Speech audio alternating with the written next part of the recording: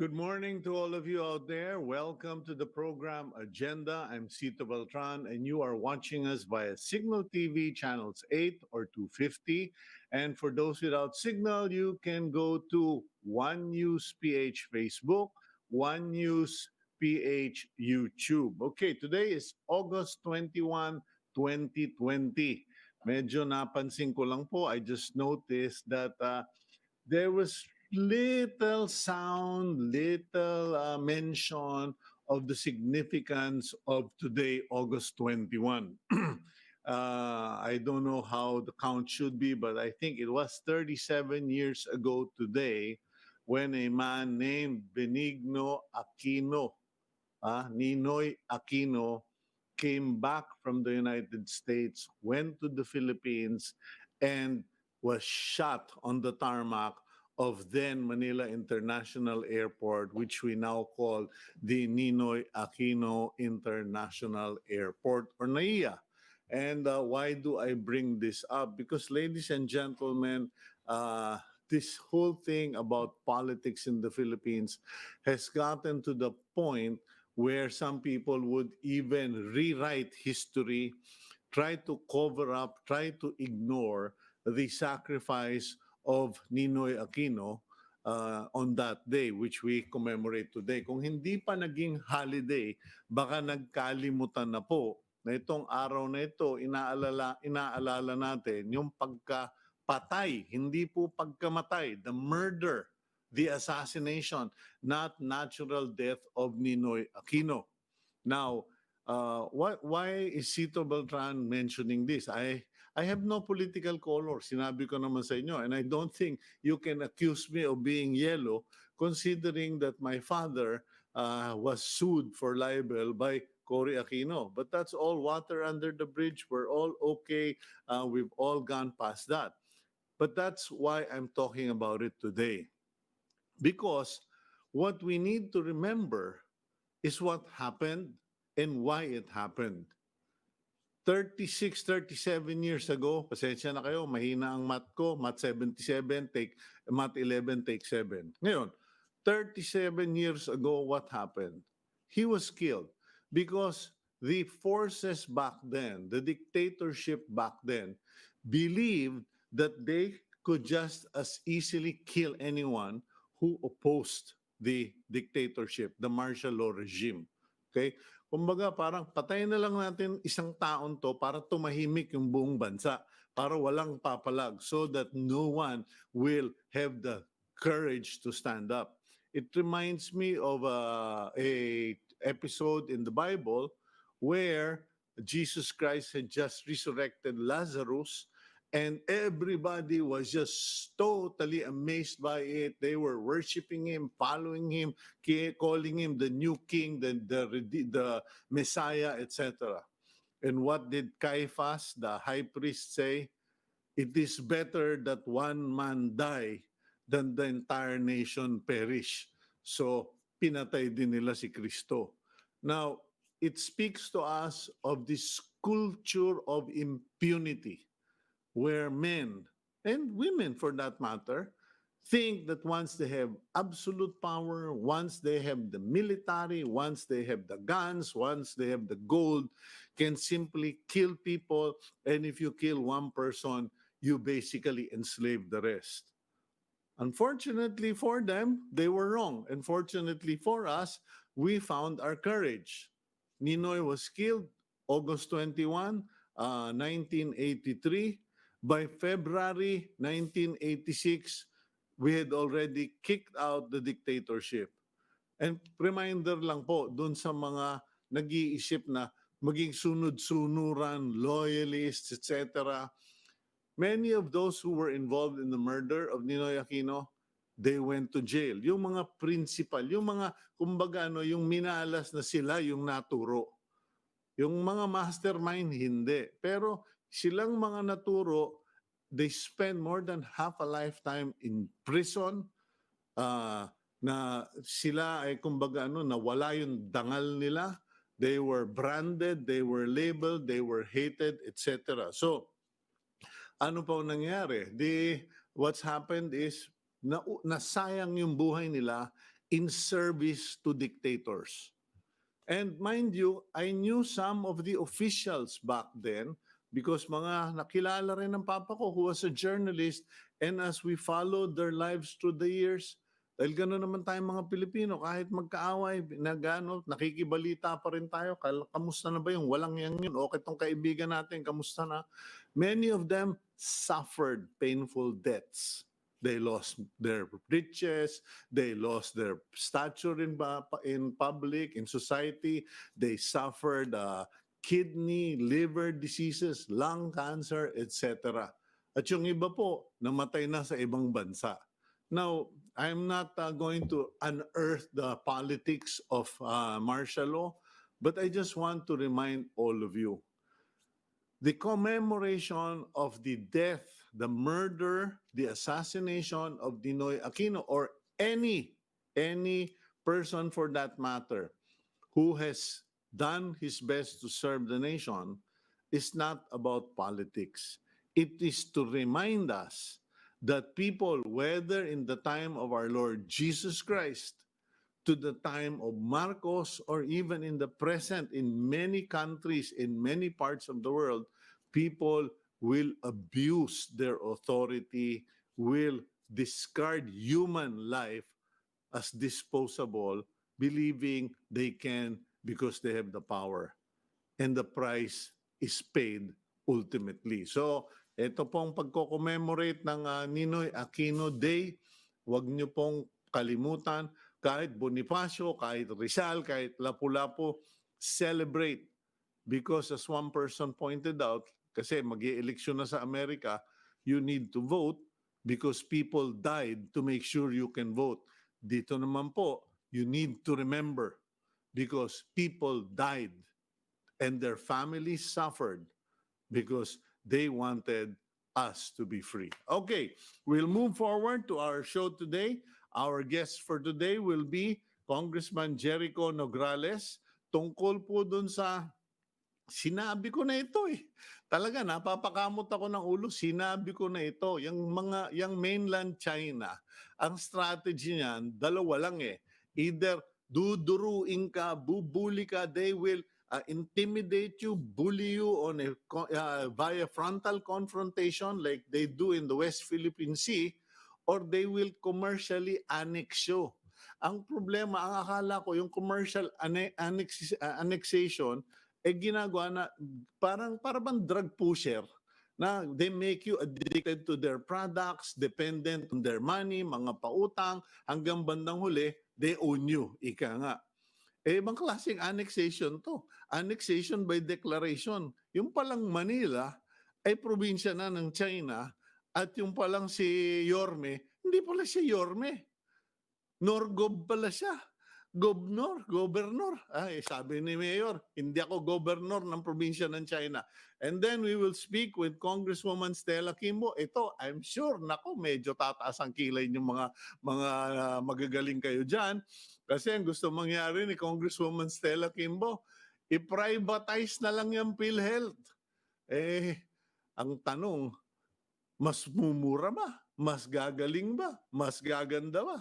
Tingnan natin. Tanungin natin mamaya. And then, we will interview quickly Jocelyn Andamo, Secretary General of the Filipino Nurses United. Tuwa ba sila? Are you happy na makakabiyahe na kayo? Makakapag-abroad na kayo? We'll find out. And Maria Thelia Lucena. Kung hindi po siya sikat na celebrity, pero taong kailangang pamarisan. And siguro ginagamit ni Lord as an example. She was a former flight attendant with Cebu Pacific. And alam naman ninyo, inabutan na rin ng indulto ang Cebu Pacific. They had to let go dahil wala naman sila masyadong mga flights pa.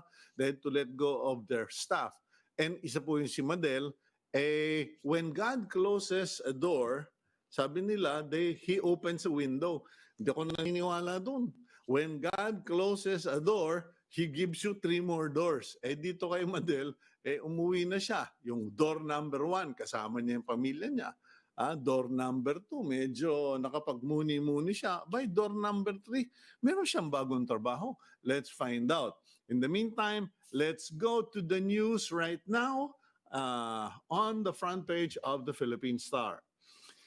The Senate has ratified the 140 billion peso Bayanihan to Recover as One Act, or better known as Bayanihan 2.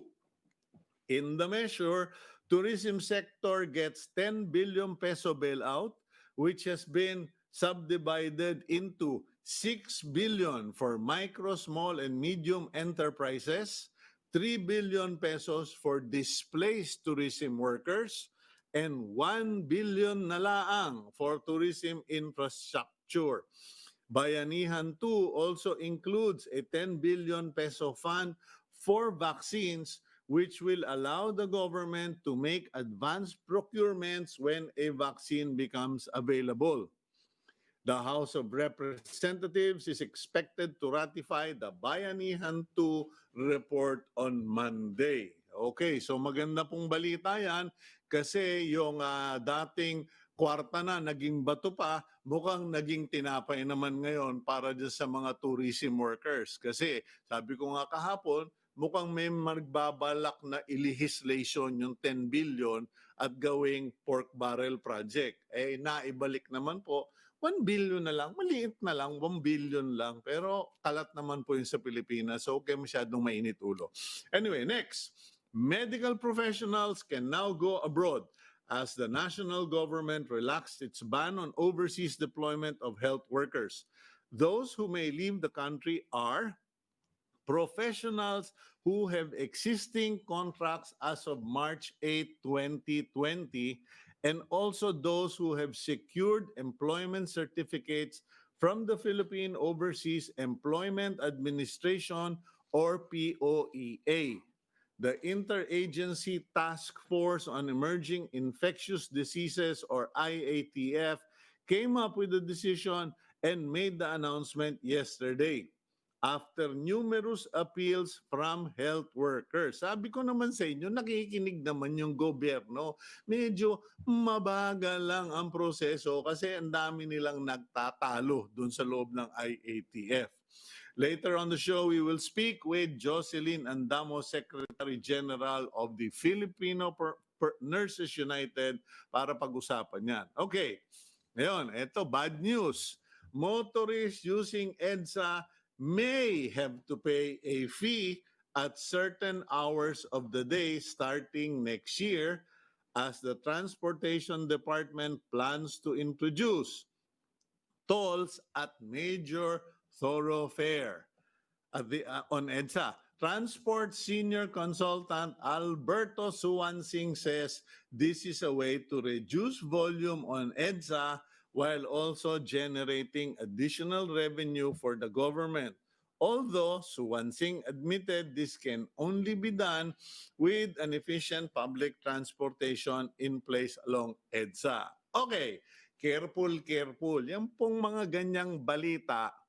Sorry, Bert, magkaibigan naman tayo, Sir Bert. At saka consultant ka na lang, hindi ka na government official. So it's not official as far as I'm concerned. Kasi alam nyo po, maraming mga interview nangyayari, tanungan, and biglang magkukusa ng idea yung government representative, official, o ito consultant.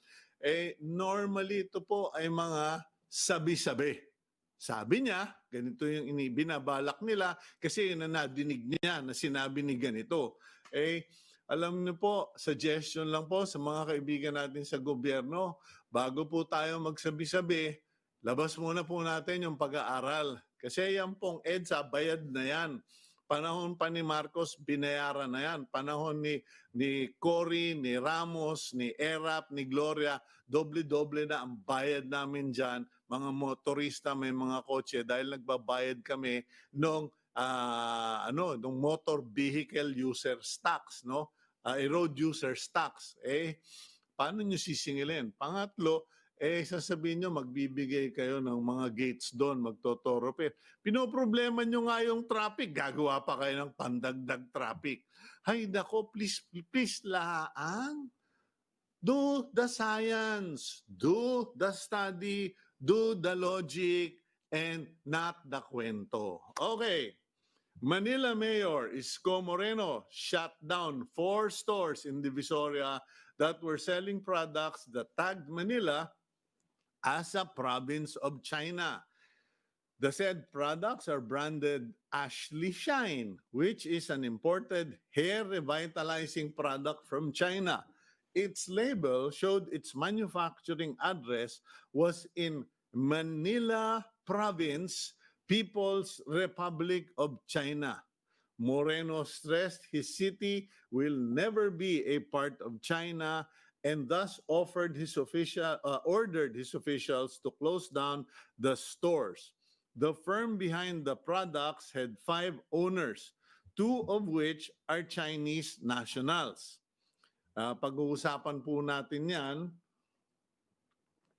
ni Congressman Jericho Nograles ngayong tapos na aking pagbabasa ng balita kasi medyo kakaiba na talaga buhay ano. Nung kami mga 16, 17 years old, kami yung mga Miron, mga Uzi Zero sa kalye, pinapanood namin yung mga aktivista, yung mga nasa college. Noon, pag ikaw ay nahulihan ng bandila ng Red China, aba ay dampot ka, kulong ka. At sigurado makakasuhan ka ng sedition or inciting to rebellion, etc. Ngayon ilang beses na bang nangyari yan? Ilang administrasyon na, ilang mayor na yan sa Manila nangyari na okay, ready na si Congress. Sandali lang po, bumebuelo lang po, Sir Gabi, no? Yung meron nagsabit ng bandila o tarpaulin. Manila, province of China or something, Republic of whatever.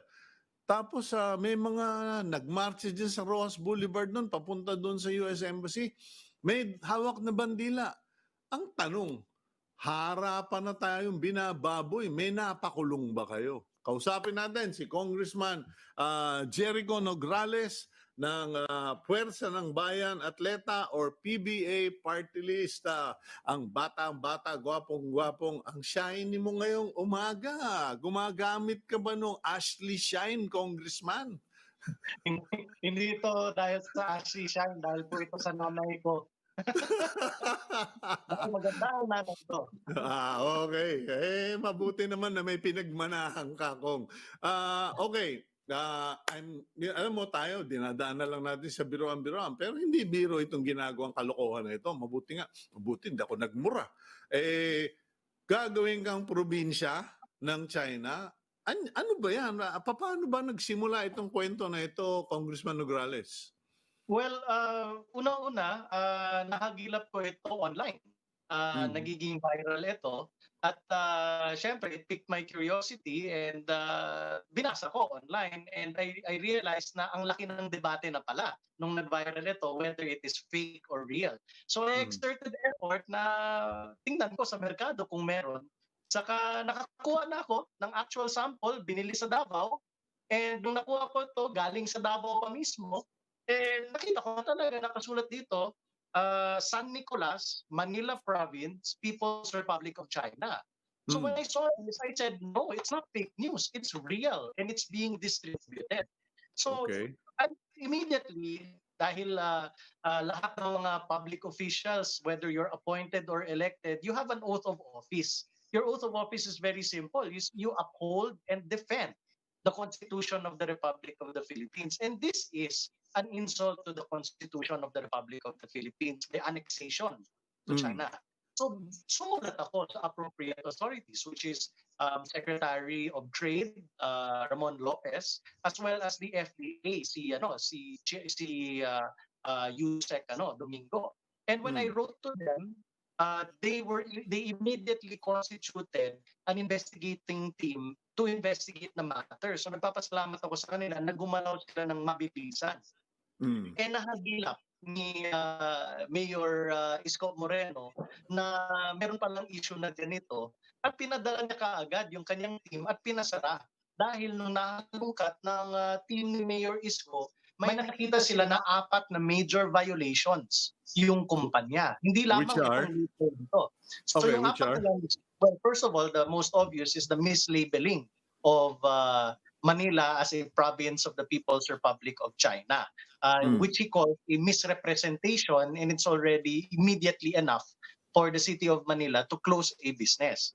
Pangalawa, maraming mga violations sa FDA rules, especially on the label as well. Mga minimum requirements, wala doon. Batch numbers, lot numbers, expiry dates, manufacturing dates, the address of the manufacturer, instructions of use, ingredients. So ang dami mga violations. And again, that is enough to close the business. Pangatlo, may mga DTI consumer protection laws tayo na hindi rin nila nasunod at na-cite din ng Manila City Hall. And yung pang-apat, dito nagulat din ako, hindi ko alam na meron palang ganitong klaseng regulation ang City of Manila. Wala silang permit to sell online.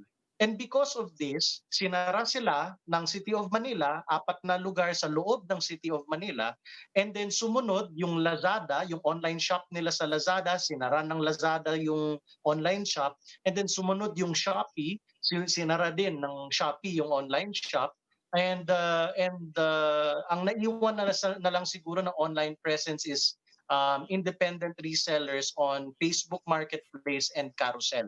Yun na lang ang mga naiwan. And in the course of this, in the investigation, nahalungkat din na ang dami-dami pa lang mga violations nila sa FDA. A simple visit to the FDA website and search mo yung pangalan nila, ang dami makitang mga violations through the years. Multiple warnings of the FDA to the public on not purchasing products from this company. So dito natin nakita with this experience, which started from social media, from netizens, mga outrage nila, dito natin nakita na meron talaga tayong butas in two things. Enforcement, na bakit umabot ng 2 taon na umiikot ito sa merkado nationwide bago napansin ng mga officials, and it had to take the social media to bring it into the open. And the second is a lack of legislation. And doon ako papasok bilang isang congressman.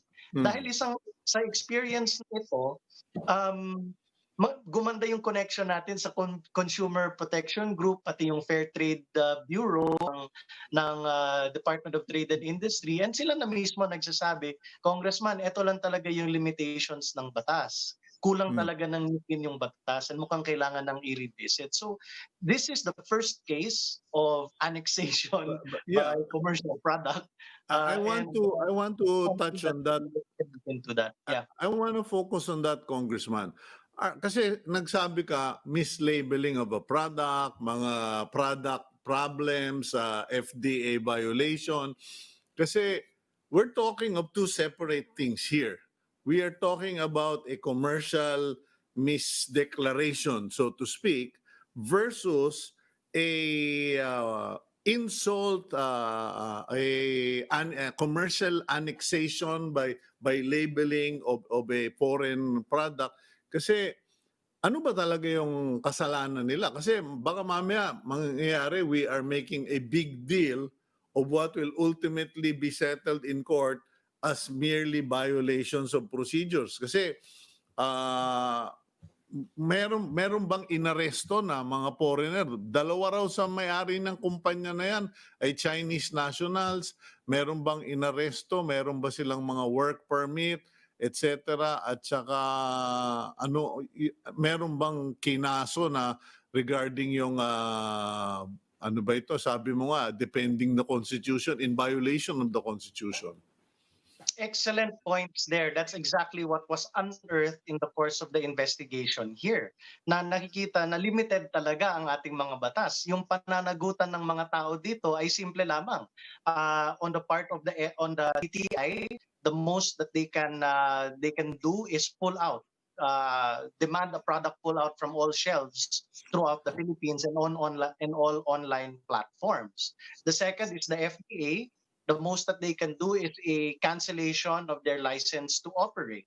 The third, on the LGU side, not just the City of Manila, it is the cancellation of the privilege to do business in the city of Manila. So hindi ika-cancel na ang kanilang mga business permits. And then on the private side, like the online selling platforms ng Lazada, ng Shopee, that's already self-governing. Sila na mismo Yeah. nag-voluntary na pull out. Oh, So pero Congressman, nothing in the law that calls for imprisonment on these violations. On immigration law, the most is, as according to Mayor Isko Moreno, pwedeng undesirable alien and move for deportation, maybe declaration of persona non grata.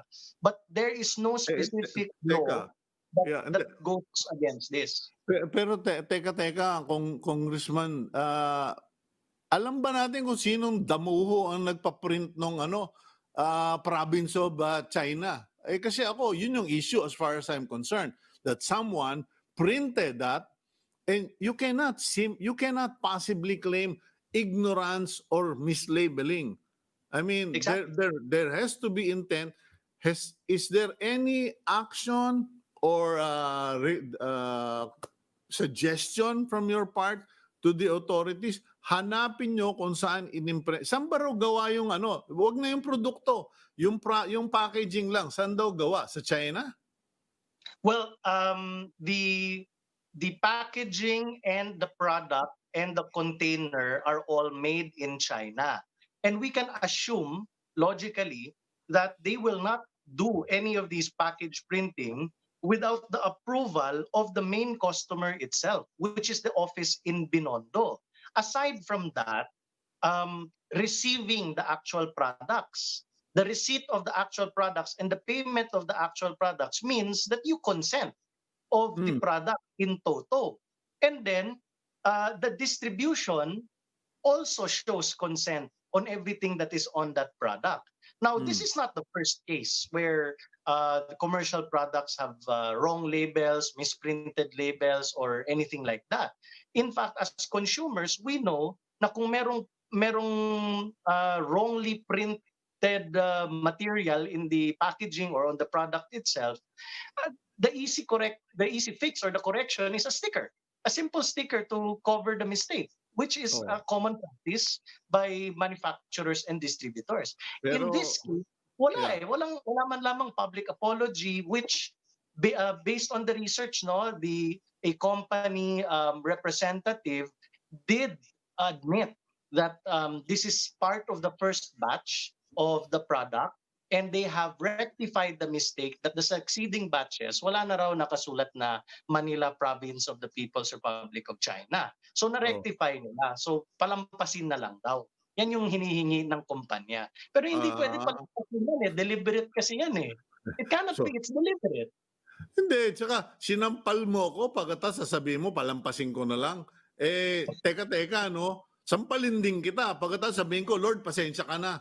I'm only made of flesh. I mean, I'm sorry. Yung sasabihin sa'yo, Congressman, na palampasin, sasabihin kay Mayor na palampasin, an affront to the Constitution, might as well sampalin na nila lahat ng Pilipino dyan sa Binondo. I don't want to, cause a flare-up of racial issues, no? But here's my question. Okay, so the package, the material, the goods were printed, manufactured in China, exported to the Philippines. Now, baka maliitin kasi ng mga ibang tao, ay naku naman Cito, high blood ka dito sa napakaliit na bagay, pampakintab lang ng buhok yan. Here's my concern. I know that there are now certain countries or a certain country who is making it appear that the products are made elsewhere so that they can sell their products to another country. Case in point, yung mga nasa Hong Kong, di ba, wala na silang economic benefits from America. Binunot lahat ni Trump. Now, anong strategy? Palabasin natin made in the Philippines para pwede nating ibenta sa LA, sa New York, etc. I mean, we have certain economic benefits given to us by the EU, certain economic benefits given to us by the United States and other Asian allies, pagka ganito na pwedeng i-print na lang kahit ano at walang mabagsik na batas, tayo ang makukulelat. Pangalawang concern ko, Congressman, yung sinabi mo kanina na Lazada, Shopee, etc., parang bago nila ibenta ito, dapat at their own level, kasi ang nangyayari parang hugas kamay eh. Hindi, ano lang kami, outlet lang kami, online outlet lang kami. Pero kung nagbebenta ka na ng shabu, nagbebenta ka na ng lason, pwede mo bang sabihin yun? I'm just saying, no, that it cannot be just a presumed self-regulation. There must be a tighter and more stringent attitude regarding allowing products online by these companies.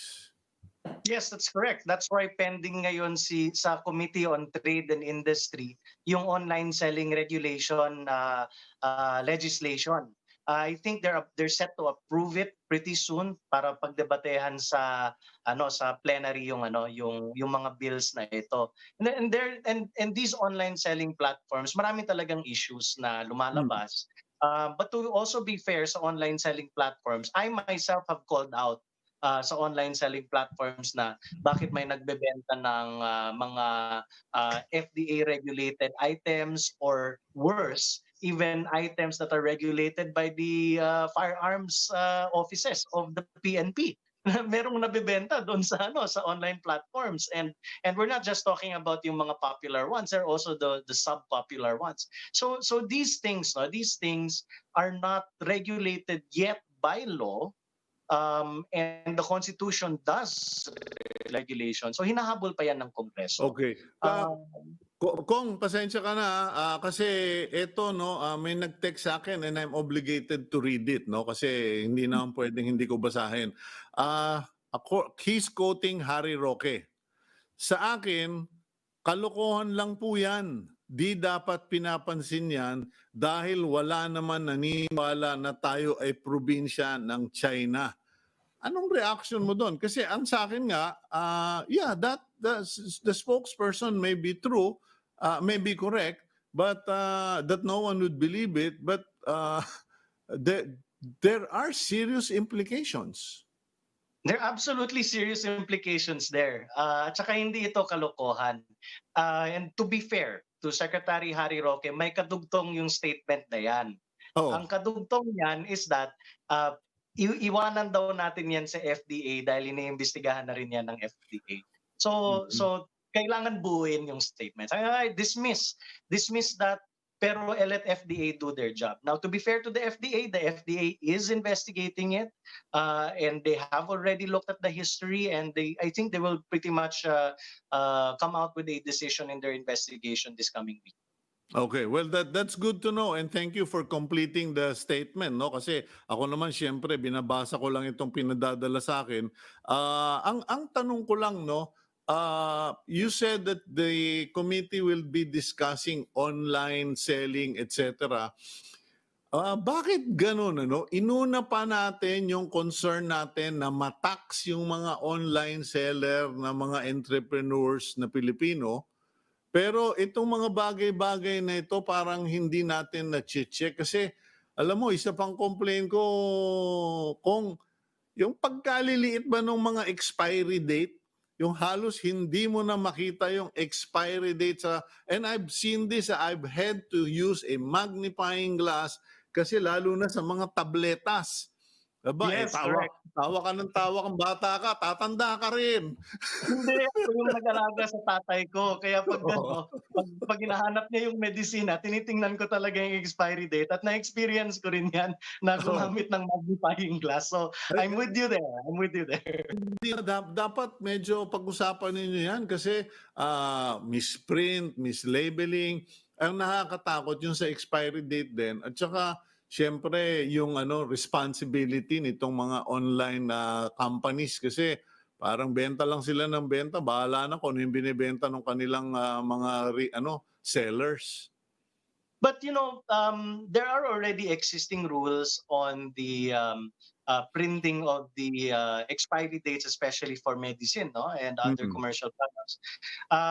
We can ask the FDA to send out a memorandum to all manufacturers. Alam mo na. Hindi.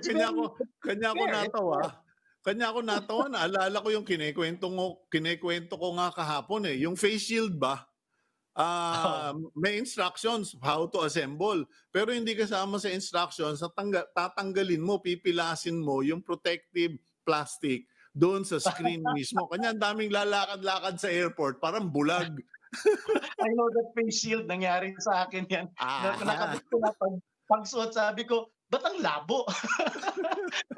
Tapos nakabit na, ang hirap pang tanggalin dahil rubber, di ba? Yeah. Tapos pagtanggal ng isang side, double-sided pala yung film na yun. Napansin mo ba, double-sided yung film? Sorry, hindi pa ako gumagamit, hindi ako lumalabas ng bahay. So, double-sided yung film. Yung unang side, tinanggal ko, kinabit ko. Tapos pagsuot, okay, 50% na lang yung labo. So, tinanggal ko ulit. So, Okay. you see, we're talking about this, we're laughing about this. And that's the reason why importante talaga yung labeling. Just recently, my mother-in-law asked me to purchase yung non-contact thermal scanners. So, bumili ako ng non-contact thermal scanners para sa kanya. And pagdating ng instruction, yung instruction naka-insert 2 AA batteries.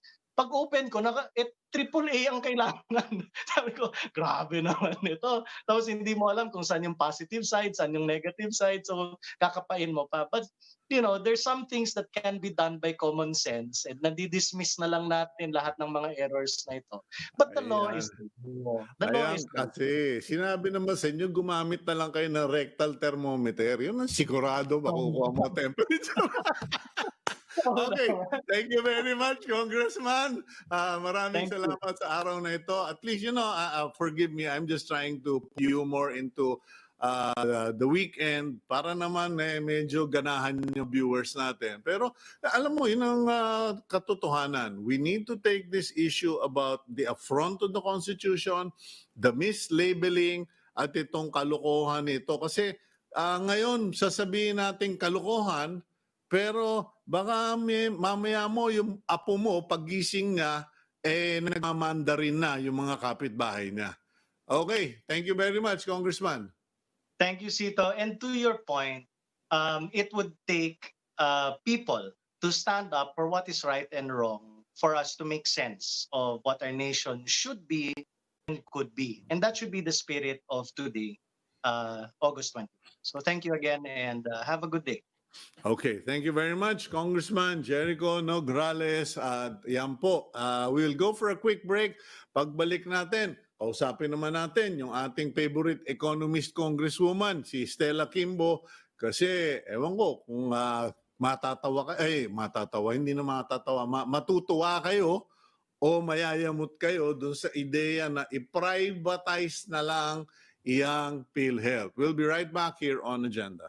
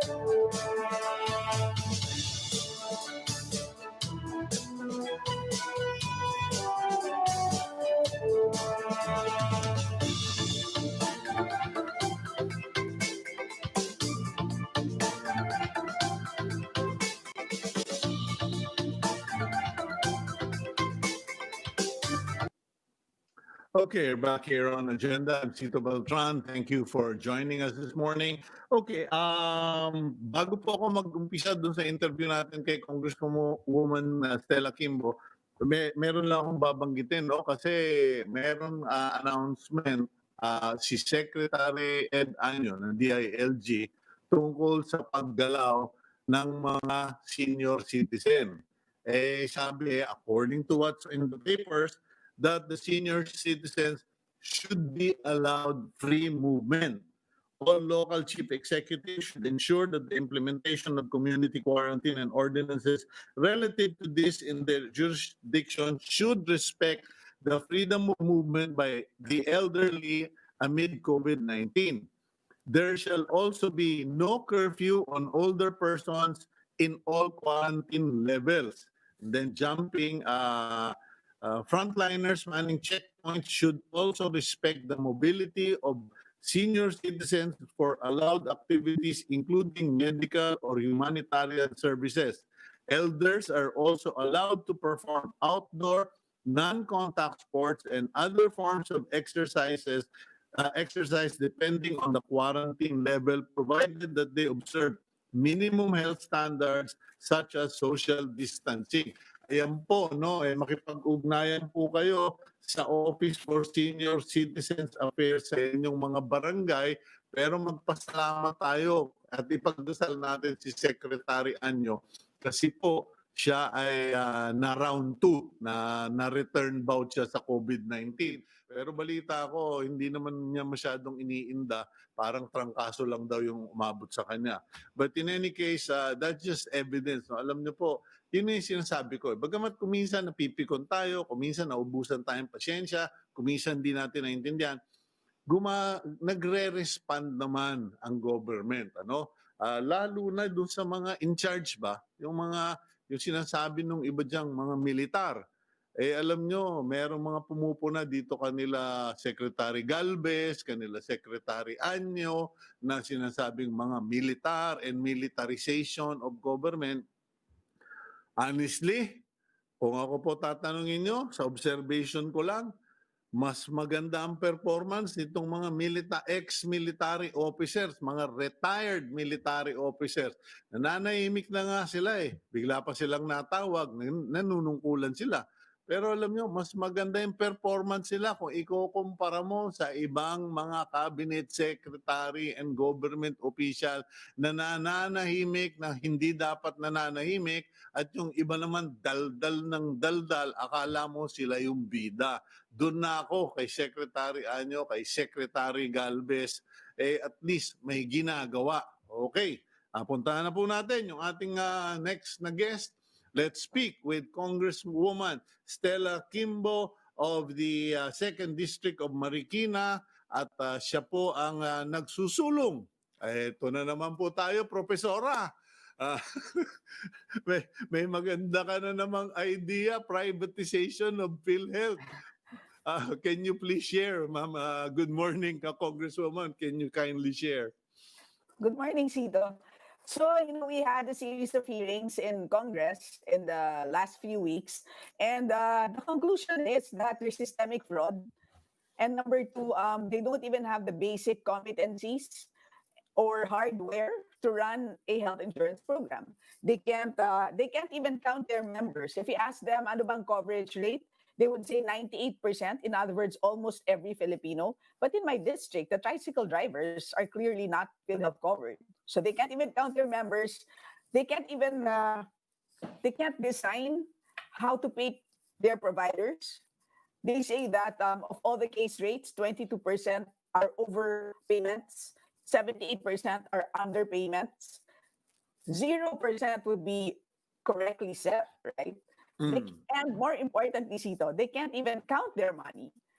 And itong lumabas na controversy regarding the internal reimbursement mechanism, they don't know how to put in proper controls on huge amounts of funds. So ang sinasabi ko, it's about time that we outsource certain operating segments of PhilHealth.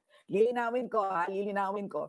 PhilHealth, the program continues to be a government program. It continues to be nonprofit.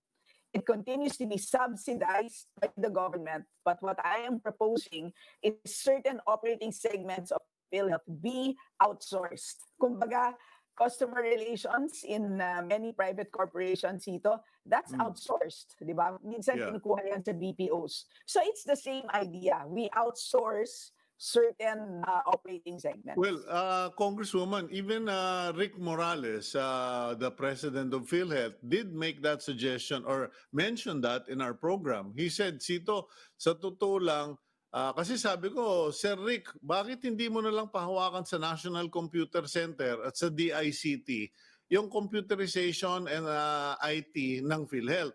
Sabi niya, Cito, sobrang laki ng PhilHealth, I would go a step further. And I said, what? What would be the next level?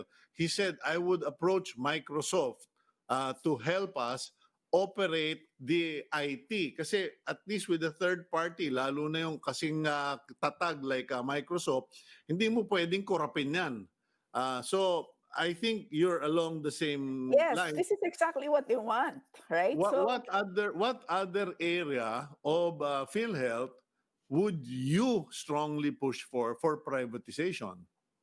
Well, clearly yung policy unit nila, because from the policy unit comes itong sinasabing provider payment mechanism. I'm not sure if you're following the controversy here, but right now what they pay hospitals and doctors are what they call case rates. So for every illness, halimbawa COVID, mild, 43,000 yan. COVID severe, 300,000 yan. So they have case rates for every illness. Setting the case rate is rocket science, unfortunately, because it needs a lot of data, it needs validation, you need to know the clinical practice guidelines. Mahirap siya. Kasi, right now, kasi ang nangyayari, ang style nila, package deal. Basta Package pumasok deal. ka dito, package deal ka. Yeah, exactly. Pero magkano Oh. yung presyo ng package deal? Ang problema, ang ginawa nila, it's for every single illness. So right now, 8,000 plus yan yung listahan ng sakit. So ibig sabihin nun, i-compute mo yung package deal price ng 8,000 na sakit. Can you imagine? Itong COVID nga, it's a new illness. Paano mo malalaman ang correct pricing yan? Diba? So things like those. So that's, for me, that's in my number one is IT, my number two is policy, customer relations as well, right? Because anyway, the private sector naman really does a better job with customer relations. And maybe possibly the actuary. I mean, clearly, it's very important na yung tinatawag na actuary, yun yung taga hawak ng pera, basically, di ba? And remember, ang mahirap... Sila yung taga-pusta ng pera. Correct. Kasi, di ba, parang okay, kinolekta namin lahat ng pera, kailangan pakitahin namin itong pera. We need to make this money earn so that we can ensure that we will continue to be viable and sustainable. Correct. Okay. And clearly, kailangan mo ng data. Right now, can you believe? Pati yung data, nagtatalo-talo sila. So last night, halimbawa, may hearing kami. I showed them, sabi ko, ito, submission nito ng central office. Kinuntest ng regional office, sabi nila, hindi yan tama. Sabi ko, paano ba yun? Galing yan from the same PhilHealth. Right? Ay, nako, ako na magsasabi siya, Congresswoman, kasi hindi lang tayo nakakapag-usap. Dalawang kaharian yan eh. Merong kaharian sa Metro Manila, sa national, at may kaharian sa mga regional. At may mga mafia pa dyan. Sinulat ko na yan eh. Yung mafia dyan sa PhilHealth na yan. But anyway, I won't go into those ugly things because of your topic. You mentioned actuary. I remember the SSS went through a period of controversy pero bandang huli na nalinis nila and I think they farmed out their actuary. Meron ka bang alam na mga government offices na yung actuarial operations is handled by a private group? For now, hindi ko alam. Pero sure ako, halimbawa ang Pag-ibig Fund, yung pag-invest nila ng funds nila, ang alam ko, it's through a private group. So this is not an alien idea. Talaga namang hindi ito bago. Right? Siguro nakakalito lang because when you say let's privatize certain segments, akala ng mga tao na yung mismong PhilHealth ay magiging private. Hindi po. It's the same government program, non-profit pa rin siya. Ang sinasabi ko lang, we need a game changer today because Cito, every year, year in, year out, para na silang sirang plaka. Every time PhilHealth goes to Congress, yan ang lalabas na problema. Ghost claims, upcasing, napunta sa dialysis, cataract, ngayon naman pneumonia because of COVID. Ano next year, di ba? So, hindi na yan matatapos. And as you correctly pointed out, ang daming infighting. So, ang sinasabi ko, panahon na ng game changer, pag-isipan natin na mabuti anong segments ang kailangan ma-outsource. And dun sa batas, panukalang batas ko dito, I put in a transition team for 2 years to precisely determine which operating segments need to be outsourced. Okay, are you also moving for professionalization of operations? Kasi okay na ako dun sa IT. Bigyan natin sa example lang po ito mga kaibigan. Ano? We go to Microsoft. Actuarial, you go maybe, ewan ko ba, SGB ba yun or something, no? Or meron din sa America, hindi ba? Or Europe, no? Tapos, pero yung actual operations, kasi ito ang problema na alam ko dyan sa PhilHealth eh. Yung mga regional vice presidents, more than 20 years na, sila yung mga pinagsususpetsang mafia. Pagkatas ito namang nanggagaling sa NCR, puro mga political appointee. Kanya hindi magkasundo. And every year, round robin lang ng round robin o kaya palit ng palit. Can you actually get a professional group to manage these things, or are you going to push for the removal of everybody from a certain position up? As I said, Cito, let's use the 2 years in transition period to determine exactly which. But we should be open to the possibility that we outsource even top management. Meaning, hindi naman yan alien din yung management contract kung tawagin, Cito, di ba? And anong ibabayad natin sa management contract na yan? Remember, the law allows you 7.5% of your revenue to be spent on admin costs. So doon natin kukunin yung pambayad para sa management contract. So maging bukas tayo, but we have to properly determine in a technical manner kung ano nga ang mga portions na yan ang kailangan i-outsource. So tayo, Cito, bibigay lang tayo ng examples. Pero talagang ang nasa top list natin, and pareho tayo, is IT. And I'm sure mag-agree ang maraming tao, IT talaga. And Cito, why not also yung litigation, di ba? Eh, dapat pwede silang makakuha ng private counsel, di ba? Right now, wala sigurong takot na gumawa ng mga shenanigans because alam naman nila na baka mahina ang ating legal, di ba? So dapat, yun, nasa listahan ko rin yan. Kailangan talagang palakasin ang litigation ng PhilHealth. Paano yung labanan dyan, Congresswoman? Puro bidding, public bidding lahat yan? Dapat. So yung transition team, and nakasaad nga sa aking panukalang batas, will do the technical specifications for the bids that would be necessary. Okay. Now, would foreign companies be allowed? Pasensya ka na, no? Kasi ikaw, lawyer, economist, lawmaker ka. Hindi ko alam yung tungkol dyan eh. Can we actually get in foreign firms to participate in this? Ang sa akin po, since nag-liberalize na rin naman tayo ng kahit na professional services, tingin ko dapat maging bukas tayo. Lalong-lalo na po dun sa sinasabi ni General Morales, di ba, na why don't we hire Microsoft? So that's clearly a foreign entity. Dapat maging bukas tayo sa ganyang arrangement. Okay. In any case, how do we ensure na hindi maulit yung pagdududa o suspecha or allegation na tumawag yung isang high-ranking official sa gobyerno at sabi, pakibigay ninyo yung ilang bilyon dito sa merong kumpanya na ito para doon kayo mag-placement, etc., etc. Because that's happened in the past na nag-place pagkatas na bangkarote. So, Ang kagandahan kasi sa private is you regulate them through contracts. So dun sa Mhm. contracts na yan, ikaklaro natin kung ano magiging consequence kapag may wrongdoing. At ang maganda din dyan is kapag na-prove talaga natin na may wrongdoing, itanggal ka agad. Which is unlike Mhm. government, Sito. All my life, I've worked for government. Bihirang-bihira ang matanggal ang isang kawani sa isang plantilla position, 'di ba? So Okay. yan ang isang kakulangan din sa ating sistema, 'di ba? Once you're there, talagang very difficult to remove you even if you have alleged wrongdoings. But if it's a private company that you outsource the services to, you can easily rescind the contract, 'di ba? For Mhm. cause, of course. Last So question. yun yung mga advantages po. Okay, last question. Alam ko pong nagmamadali kayo at meron ka pang kausap. Tanong ko lang, who's going to manage this entire program or project? Kasi kung pa DOH, sorry, hindi na nga nila alam kung kailan sila makakatulog because of COVID-19. PhilHealth, mahirap naman na yung pinagdududaan, yung pa magmamando. Who would be the right body of government to organize this?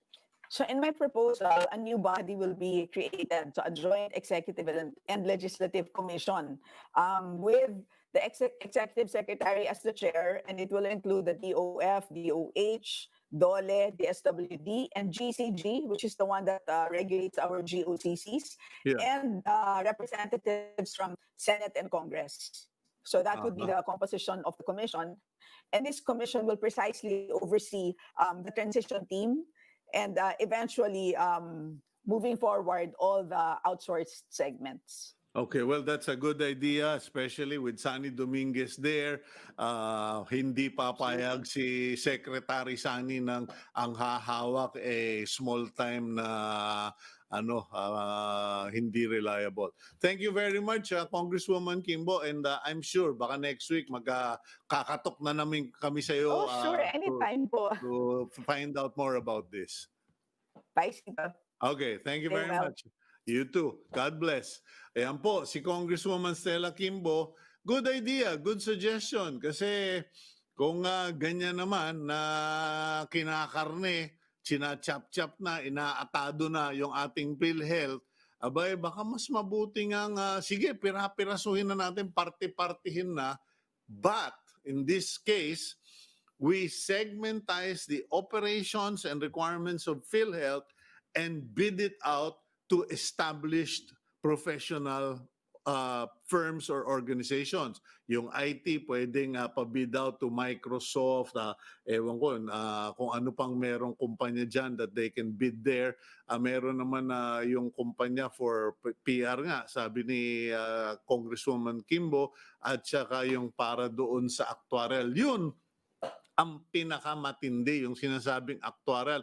Kasi sila po yung mag-aaral kung saan ipaparada yung bilyong-bilyong pisong pumapasok para kumita pa ng karagdagang pera pampakapal ng pondo ng PhilHealth. Hindi yung pakonti-konti, kumbaga nililiha mo ng pako. Actually, hindi na nililiha, hinihiwa na ngayon yung pondo. And yung pong doon sa sinasabing case rates, policy setting. Kasi ito po yung problema dyan. Ako naman, boto ko doon sa ginawa ng PhilHealth as a initial move, no? Na naggawa sila ng case rates. Kasi simple.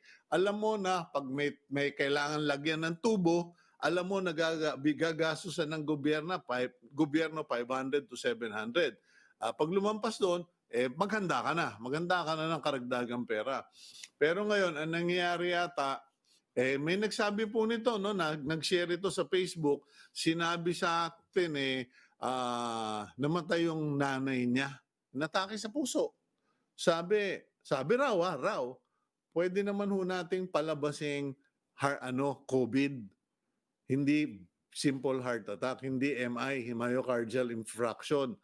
Ano mangyayari? Pag pinalabas ho namin COVID, di libre na kayo, wala kayong babayaran.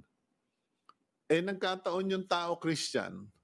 Sabi nung tao, hindi ko po pwedeng gawin yon. Una't una, mali yung sinasabi ninyo. Pangalawa, labag sa pananampalataya namin. So they didn't. They shouldered the expense. And may mga ganong hospital, may mga ganong mga administrator, etc., whatever. I don't want to generalize, but abuse happens. And this abuse of the PhilHealth needs to stop. We'll go for a quick break, and when we return, puntahan naman natin yung mga nurses na ngayon, ay buti pa sila makakalaya na. Tingnan po natin, maligaya ba sila here on Agenda.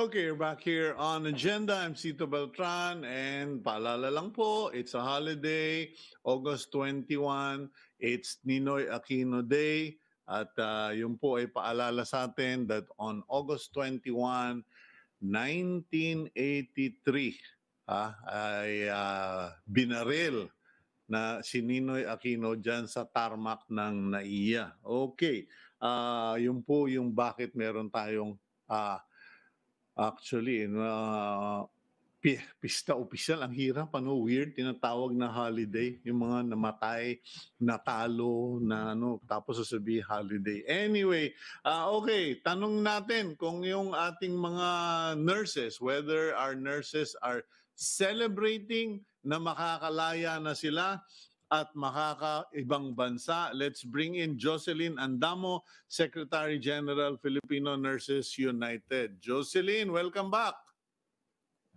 Hello po, magandang umaga po, Mr. Cito Okay. Beltran. Okay, Jocelyn, reaction lang. What is your reaction na nagsabi na yung Dole, nagsabi na rin ng Malacanang na yung mga merong, ano ba tawag nito, OEC. Oo, opo. Okay, ano ba yung OEC, Jocelyn? Yun daw po yung overseas employment contract. Required Ayun, po okay. yan bawat Mm. isang aalis sa ating bansa o nagtatrabaho sa abroad, kailangan po yan. So kahit may contract na, kailangan po. Okay, ngayon, Yan po ang isa sa mga kulang ng maraming nurses, kaya hindi sila nakaalis. okay, kasi yun ang sinasabi. Lahat ng professional na merong OEC na issued ng POEA at yung employment contract na verified as of March 8, 2020 ay pwedeng lumabas ng bansa. Ang tanong, sabi mo kasi kanina, maraming nurses na wala nung OEC. So, ibig ba sabihin yan, hindi naman kayo excited na pwede na? Marami pa po kasi nag-a-apply niyan. So, dahil nung nagka-problema po tayo sa processing ng OECs, marami po hindi pa po nakakakuha niyan. Kaya maraming sa grupo namin, 600 po kasi yung kasama dun sa prison nurses na tinutulungan namin, nakikipagtulungan kami tungkol sa problema ng deployment ban. Of course, mas maaring marami pang iba na hindi pa ho nakasama doon sa grupo ng prison nurses. Nung ni-require po yan, malungkot at sobrang nahirapan po ang mga nurses dahil hindi sila agad nakaalis. Lalo na po nung may mga quarantine po tayo, napakabagal po ng processing ng OEC sa POEA. At saka may time din po na talagang hindi po sila pinayagan umalis. So, yung mula March po, kami po ay nagkaroon na ng mga series ng consultation and meetings with DOLE and POEA, kasama po ang prison nurses, dahil po sa kagustuhan nila na mapaalis po sila. Ni-require po nga yun. At nung parang 2 days ago po ay nag-declare o nag-pronounce ang gobyerno na merong total na deployment ban, na ito talaga ang matinding pagkasama ng loob at talagang marami po ang na-frustrate. Kaya yung pong sinabi nyo na pronouncement uli, na pinapayagan po yung may mga OECs na March 8, ito po ay isang positibo para sa amin, isang positibong development dahil marami rin po sa ating mga nurses ay makakaalis at muling makakapag-process po ng kanilang mga papeles. Pero marami rin po ang may hinaing po na sana magkaroon na ng total na lifting ng deployment ban. Kasi mas libo-libo rin po ang nag-aspire na makapag-trabaho abroad. Yung sinasabi mong lifting ng deployment ban, para sa mga nurses lang yung, yung sinasabi mo, o para sa kalahatan? Sana po sa total lifting na po ng deployment ban kasi marami po tayong mga kababayan na matindi po talaga ang pangangailangan para masuportahan nila yung pamilya. Kung sa Okay. amin po, sa Oh. FNB po kasi ang concern namin yung mga nurses dito, kung nakita nila po na hindi nila kayang mabuhay ang pamilya nila dito sa Pilipinas, kaya nag-opt po sila na mag-seek ng employment abroad. Hindi naman kaya delikado yan na baka mamaya mo janitor na yung mag-aasikaso sa akin sa emergency room dahil lahat ng nurses nagliparan na. Sa Filipino Nurses United, confident naman po kami na hindi naman natin aabutin na mawawala talaga ang mga nurses natin o kukulangin tayo ng sagad. Nandyan po ang maraming nurses. Ang kailangan lang po natin ay masiguro ng ating pamahalaan na ma-hire sila at ma-employ sila. Mabigay ang, kagaya ng nabanggit ko na po sa dating interview, yung ating nakabubuhay na sahod, sapat na benepisyo at assurance na pag magkakasakit po sila ay masusuportahan sila ng pamahalaan. Ano na ba nang sorry, ano na ba nangyari dun sa usapan tungkol sa hazard pay? Kasi kamakailan naging issue yung hazard pay na yan Opo, dahil may namatay na frontliner, eh opo. kakapiranggot lang daw yung natanggap, nagkaroon pa ng controversy involving a mayor. Ano na ba talaga ang sitwasyon ng hazard pay for nurses? Masyado po kasing komplikado.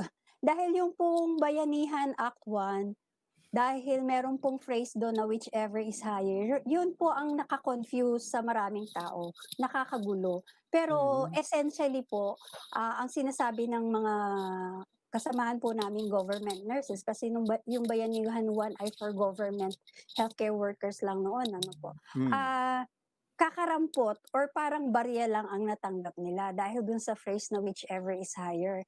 Kaya ang Oh, position po namin as Filipino Nurses United, sinusuportahan po namin yung mga government nurses. Ang hinihiling po natin yung COVID hazard pay na 500 pesos per day po during the period of pandemic. At hindi lang po sa period ng ECQ. Kasi napakarami pong restrictions yung ano ng gobyerno 'no, yung policy. Isa diyan yung dapat sa panahon ng ECQ, tapos dapat, based doon sa 25% ng basic salary, tapos dapat pro rata, ibig sabihin per day ang computation. So yung mga sinasabi pong mga ano na 'to, restrictions 'to, hindi ang inuuwian nito ay kakarampot po ang natatanggap na hazard pay ng ating mga nurses at ng iba pang manggagawang pangkalusugan. Hindi po siya sapat at hindi po fair doon sa laki ng inaambag natin na ang buhay po nila ang, naka-ano dito, nakataya, ano po. So, kung magbibigay po tayo halimbawa, sir, hmm. kagaya ng kasama naming nurse kahapon, nagpunta kami sa BBM, sinasabi ni Sir Mark na ang natanggap niya lang ay more than 1,000 pesos. Pero kung ang ini-expect po nila ay sana mas mas malaki naman ano, kasi, kung nagtrabaho sila ng halimbawa isang buwan, sa isang linggo kasi hindi naman po sila nagre-report ng 5 days in a week or 7 days in a week. Pero nagwo-work po sila halimbawa ng 12 hours, kada shift. So yung extra hours po nila hindi na ho yun nako-compute. Pero kung kinompute lang na 3 araw or 4 na araw sila sa isang linggo, napakaliit po ngayon ang matatanggap nila. So, Okay. kaya yung ini-expect po nila na malaki sanang hazard pay, pagdating sa kanilang palad ay, a little more than 1,000 pesos lang. So, A month. napakaliit at frustrating, a month po. Correct. Frustrating for a nurse na nagsakripisyo, hindi nakakasama po ang pamilya niya, at ang pinakamatindi po nun ay yung risk na ang buhay niya ang inaalay niya habang lilingkod. Hindi naman po yun sa self-serving tayo na po. Kasi mahalaga po ang mga incentives na ito at benepisyo dahil mahalagang-mahalaga ang role po ng nurses. Kailangan po natin ng konting pampa-boost ng kanilang moral dahil sa pagod at demoralisasyon para ma-retain po natin ang maraming nurses. Kasi po, ang mga pamilya nila at risk din. Halimbawa, yung po Okay. isang member namin na nagkasakit, ngayon yung kapwa kasama niya po sa mga pamilya nila ay nagkakasakit din. So gano'n Hindi din po hindi yan. kaya ganyan din ang mangyayari do sa mga mag-a-abroad? Last question ko na lang 'yan ano, hindi Opo. kaya ganyan ang mangyayari do sa mga mag-a-abroad na, pumunta sila para kumita ng dollar o euro, pagdating dun, eh, sila naman ang sinubo sa kapahamakan? Ang sabi po ng mga nurses, naiintindihan po nila ang malaking risk ng pagkakasakit, pero willing po silang, suungin ang malaking risk na ito para masalba rin nila ang pamilya nila sa matinding kahirapan at kawalan po. Dahil habang nandito po sila, wala silang, trabaho, walang source of income. Tapos baon na sila sa utang, ang dami na po nilang nagastos, Okay. sobrang hirap na po ang dinanas nila. Yan po ay well aware Ay po sila at gusto nila yung harapin, kaysa daw po nandito sila na mamamatay rin sa gutom yung kanilang mga pamilya. Hindi ko Kaya na pahahabain, kasi Jocelyn, yung susunod na bisita ko, natanggal bilang flight steward, flight attendant. Ngayon, nagme-medical technician yata. Baka pag nadinig masyado yung kwento mo, hindi na rin siya, hindi na rin siya pumasok. Maraming salamat at hayaan mo, Salamat po, Jocelyn, sir. no? Bibigyan namin ng patuloy na tinig at pagkakataon ng mga grupo ng mga nurses.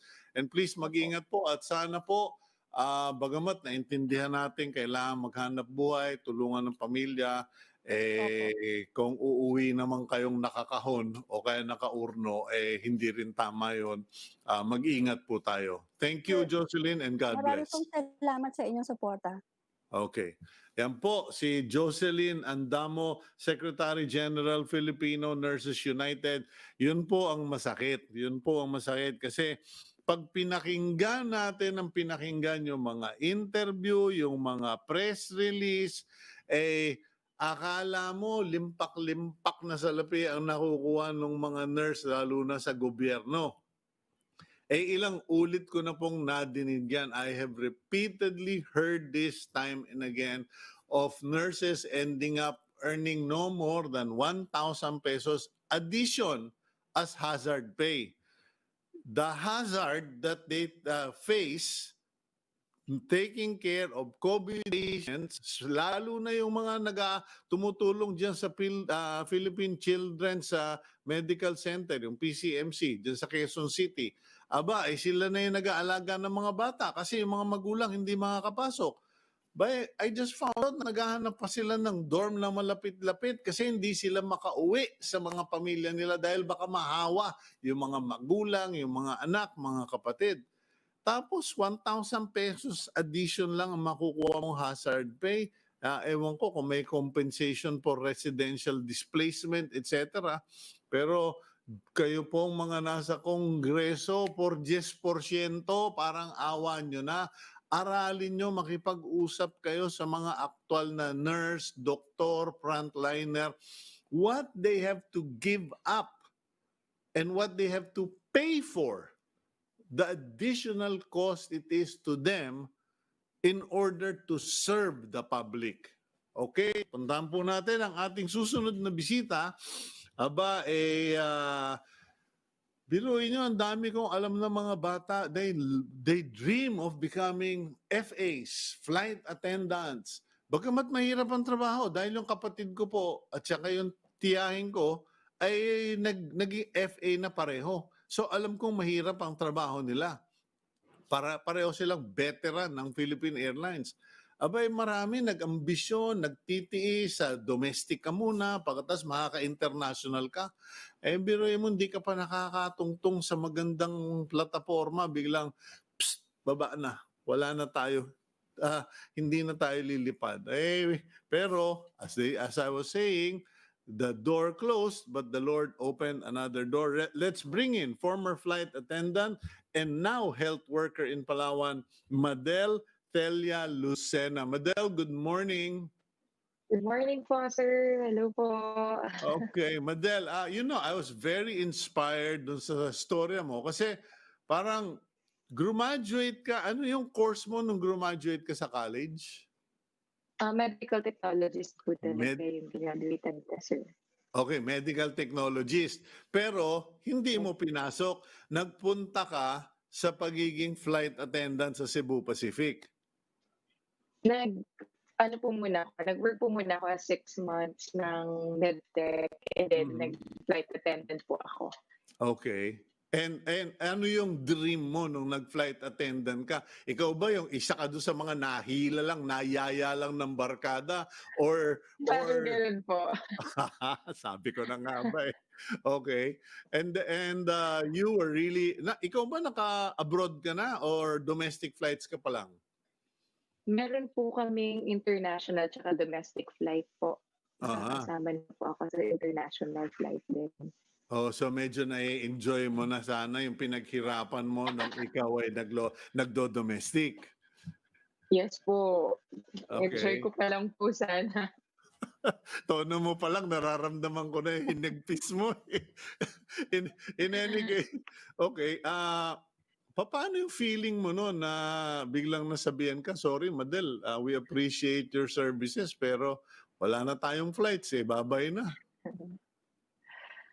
Super, ano po very sudden po yung nangyaring gano'n sa amin. Parang after lockdown pa lang po kasi, parang 4 days after lockdown nung March 15 na nag-declare ng lockdown, yun na po na meron ng in-email sa amin kasi nasa Palawan na po ako no'n. So nag-email na lang about it na yun nga na parang hindi mo na i-lay off na po kami. Hindi kami irregular daw po sa Cebu Pacific. Okay. Sakit, super sakit. Super sakit. Nakikita ko proud na proud ka pa yung uniform ninyo sa diyan sa Cebu Pacific ngayon. Sumayad ba sa pag-iisip mo na para bang meron bang bumulong? Hindi ba sometimes the devil does that to us. Yung parang you see pumasok-pasok ka pa kasi diyan sa pag FA, dapat nag-medtech ka na lang, sinayang mo lang yung panahon mo. Was there guilt or regret na hindi ka na lang nagpursue, dapat nagpursue ka na lang ng pagiging medtech? Honestly po wala. Kasi throughout naman po sa journey ko sa flight attendant, I really enjoyed it eh. As in parang it may be short, pero nag-enjoy po talaga ako yung company ng Cebu Pacific, very friendly, iba po yung touring namin sa isa't isa, kaya I have no regrets. Parang na-cut lang siya short. Okay, so na-cut siyang short. Paano naman nangyari na nabalik ka sa pagiging medtech? And I love the story kasi halos pareho naman tayo eh. Journalism ang graduate ko, pumasok ako sa marketing, pumasok ako sa tourism, tapos bandang uli sabi ni Lord, sige, naglaro ka na, you had your fun, now serve me, go to media. And sabi ko, teka, ayoko mag-media, nakakatakot yan. Hindi ka ba ninenervyos yung bumalik ka sa pagiging medtech? Paano ba nangyari yan? Bale po, pag-uwi ko po dito, alam ko na parang after no na tanggal kami, sabi ng parents ko na pwede naman bumalik ka muna sa pagiging medtech. Total, yun lang naman yung job right now na pwedeng pumasok kasi I mean, business close pa rin po dito sa Palawan, lalo na sa tourism. Hindi ganun kalakas ang turismo ngayon. So, tinry ko po, nag-aral po ulit ako ng books ko sa medtech na subjects kasi ang tagal ko din po hindi naka-practice na nagiging medtech. And then, ayun, may nag-message sa akin na they're hiring daw po. Pero sa COVID team. So, doon na naman po ako na bahala na parang bakit ako pupunta pa doon, na kasama ko yung family ko dito. Kasi kung magko-COVID team ako na frontliner, hindi ko sila makakasama dahil na syempre my parents are not getting any younger, meron na rin mga sakit. So, hindi ko, nakahiwalay po ako ngayon.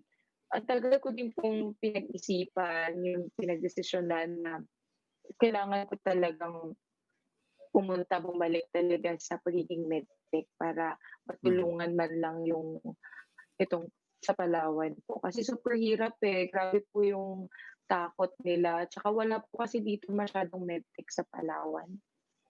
Nasa Puerto Princesa ka, I presume? Yes po. Okay, now, can you give us an idea? Because alam mo, I saw the earlier pictures of you as an FA, bright yellow with a cap and very fashionable, very happy, enjoying. Biglang nandiyan ka sa COVID laboratory, full battle gear, para ka naka-hazmat. What is it like? Kasi hindi kami, maski na media, iilan lang sa amin ang pinapayagang pumasok. Ay lalo na ako, bawal na bawal dahil triple comorbidity ako. Sabi sa akin, hindi ka pwedeng pumasok doon kahit magwala ka pa. Yes po. Parang kahit pagsuot pa lang po ng PPE namin, nakakapagod na. Yung init pa lang. Hindi na nga po, di ba naka-glasses kami, naka-eyeglasses kami, naka-goggles pala, sorry. yung fog, hindi na namin makita mismo kahit yung tao na sinaswab, na sobrang fog na ng mata mo dahil nga sa goggles yung pawis, na minsan nalalasahan ko na yung sarili ko pong pawis kasi nga grabe na yung pawis ko sa loob ng katawan. Eh, sabi naman namin parang to think positive na lang na mas okay na yan na cover ka, na tripling grabe yung pagkaka-cover ng katawan mo. Kesa naman, 'di ba, just to be sure na lang than to be sorry. Eh, Pagod nga lang po. ayun, may nakita ako mga pictures nyo na nakahilata na kayo sa swelo, nakaupo na lang sa sahig. Ayan. Gaano ba katindi yung operations ninyo? Kasi, okay, walang uwian sa pamilya. Pagkatapos naliligo ka sa sarili mong pawis. Meron akong kaibigan doktor nahiya pa siya una aminin sa akin pero bandang uli sabi niya, "Kuyang, wala na kaming may I go out." Kasi pag lumabas ka at nag-comfort room ka, you have to change everything. You have to shower again and then put in a second set of PPE. So sabi niya, lahat kami dyan, naka-diaper na lang kami. Ano pang naging impact? Nagkaroon ka ba ng weight loss, etc.? Nagkakaroon ba kayo ng mga depression dyan habang kayo ay nagtatrabaho?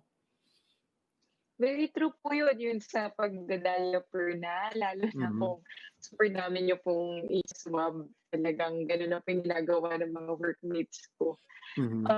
Siguro po sa part na yun dahil nga hindi kami nakakauwi sa family, parang minsan siyempre kailangan mo rin ng support from them, tapos hindi gusto mo silang yakapin, tapos parang ikaw, you're helping the community, tapos parang hindi mo mismo mayakap yung sarili mong pamilya.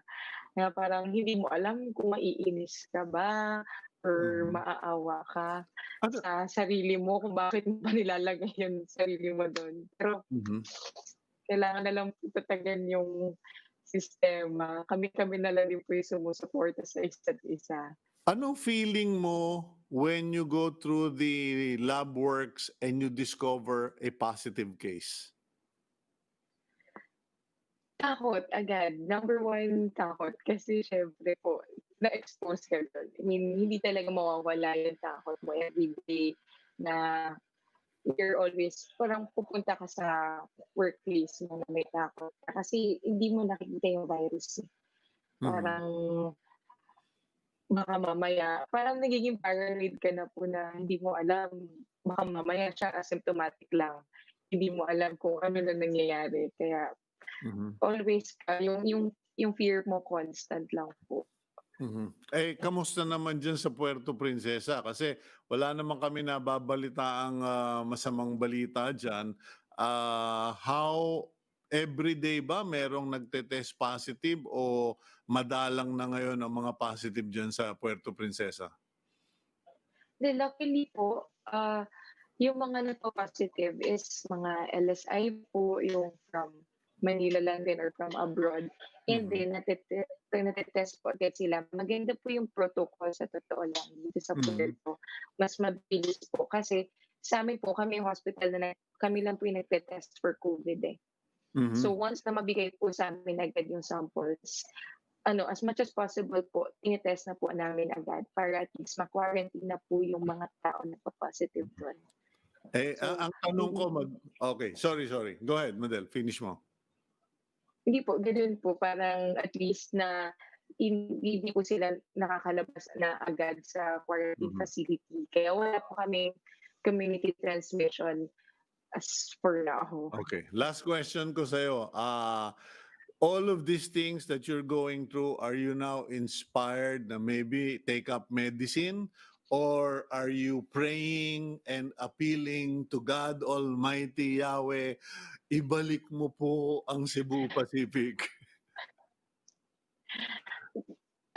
Nakita ko po kasi talaga yung passion ko sa flying. Na-enjoy ko po talaga yun. Right now, I'm helping. I'm really happy from what I'm doing right now sa community, sa pagtulong. Pero, parang iba din po yung feeling na yung makita din yung mga pasahero na masaya and then parang to travel. Number one po yung to travel na yun for free. And then, iba po yun. Hindi, siguro ang hirap po na mag-med. Lalo na ngayon na pandemic, kasi nakikita ko po yung mga doktor. Hindi naman po sa pero super hirap. Ang hirap talaga sa frontline right now. Okay. Hindi naman po Well, ganun na susuporta. okay, well, we continue to appreciate yung mga ginagawa ninyong sakripisyo, lalo ka na. And ganun naman talaga ang buhay, anak, ano? We all have our dreams, our loves, our likes, pero when we are called to serve, we serve wherever the Lord places us. And I pray Yes that po. the Lord will protect you, will keep you healthy, will keep you strong, and God bless you, Madel. Thank you po. Okay. Thank you po. Stay safe din po. Okay, thank you. Yan na po, si Maria Thelia Lucena. She is a former flight attendant at Cebu Pacific and now frontline medtech in Puerto Princesa, Palawan. Yun po, no? I leave you with that thought. We all want to be something, or all want to be somewhere. But sometimes God places us, yung sinulat ko po sa column ko the other day sa Philippine Star, at saka pinost ko sa Facebook, this is my room. God places us in our respective room because we have a role, and it is where we can help significantly. May your weekend be significant in helping others. God bless all of you. I'm Cito Beltran, and that's today's agenda.